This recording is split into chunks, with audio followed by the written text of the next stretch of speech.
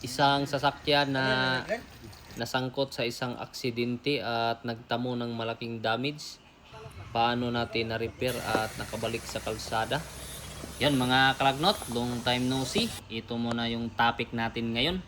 Meron tayong unit na Nissan Navara, nabangga to. Kita natin na durog yung bumper. So sa ganitong sitwasyon, makikita natin na parang kunti lang naman yung damage. Ayan, so para malaman natin kung hanggang saan ang damage nito, ayan, pinagbabaklas natin yung mga nasirang parts. Kita natin yung headlight na durog na durog. Bali, ito yung mga parts na papalitan natin. Unang-una yung bumper, pangalawa yung grills, tsaka yung dalawang headlight, itong condenser ng aircon, durog na durog, pati yung radiator assembly, so durog din. Kasama yung shroud ng clutch pan natin ay wala na talagang buhay-buhay.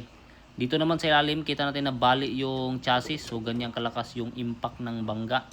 So pati na yung turbo intercooler ay papalitan din, durog na durog. Tsaka yung hood, tinanggalan natin dito, disalign, at saka yung pinder dito, ayan. So kinating na talaga nung mga kasama natin kasi sobrang disalign na talaga.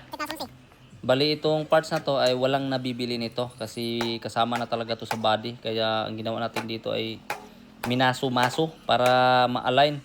Kailangan mabalik natin siya sa dating hugis, yung original ba, kasi gagamitin pa na talaga natin to, wala tayong mabibili. Pati itong mga yan, yung mga parts na to, mga na-disalign, ito yung mga parts sa harapan. So ito, merong nabibili nito pero hindi na natin pinalitan. Ayan, kinating na lang ng mga kasama natin. At ayan, parang sinilsil yung ano ba, parang talaba ba.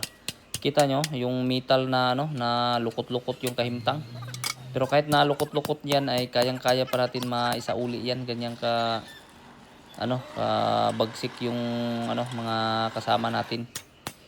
Ayan, so ginamitan ng mga dukdok-dukdok. At yung kabilang chassis naman, ayan, so bali yung dalawang chassis sa harapan. Pati itong chassis ay wala tayong nabibili nito, kaya yan, inalign na lang din. So binalik natin, yung mga na-disalign ay binalik natin sa dating hugis. So ayan, kita nyo yung background natin. Ito yung pangalawang shop natin. Hindi pa natin to na pakita sa mga vlog natin.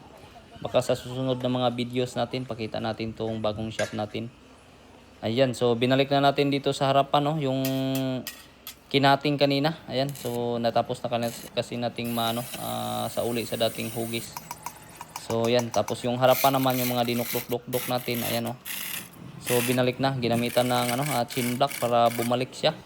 Kasi nagbikangkang na yung kahimtang dito sa harapan. Ayan, so pagkatapos ay binolt na pati yung sa ibabaw. So basic lang naman to, hindi naman siya ganong mahirap. Alam na to ng mga bodybuilder. Ayan, so ginamitan lang ng chin block para ma-align ba, kasi ayan, pati yung chassis ay tapos nang masauli. Ayan, so kita nyo naman yan, na-disalign kasi, kaya yun, inalign lang. Pero hindi naman nakaka-apekto tong chassis na to kasi dulo lang naman tong nabali. Yan, sa pati yung hood ay hindi na natin pinalitan kasi kaya pa namang ma-repair.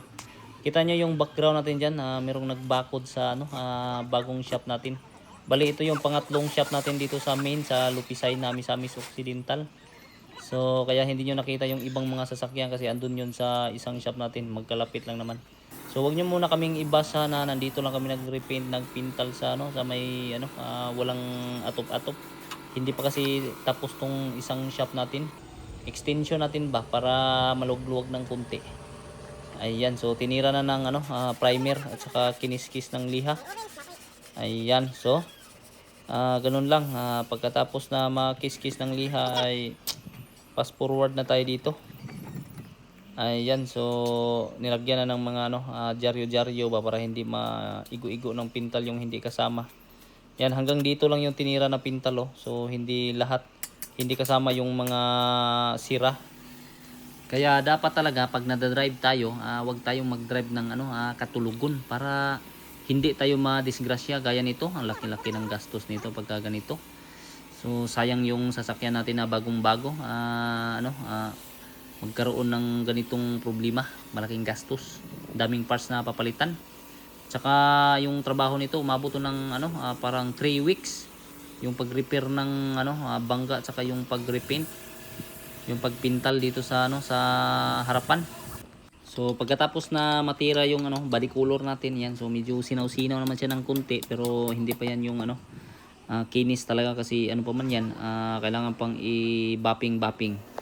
Dito naman sa harapan yan, tinira ulit ng kasama natin, ginawang kulay black kasi black kasi yung ano, yung original na kulay para hindi siya madumihan ba. Yan oh. So fast forward tayo, nakabit na yung mga bagong parts natin.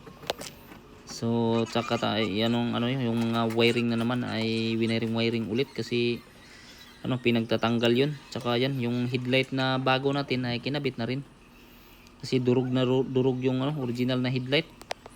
Yan oh. So pati yung grills ay pinalitan din natin ng ano, bago. Kaya sa mga merong ganitong problema dyan ay ano, baka gusto nyong paayos, so dalhin nyo lang dito sa amin, gagawin natin para makatakbo ulit yung sasakyan ninyo.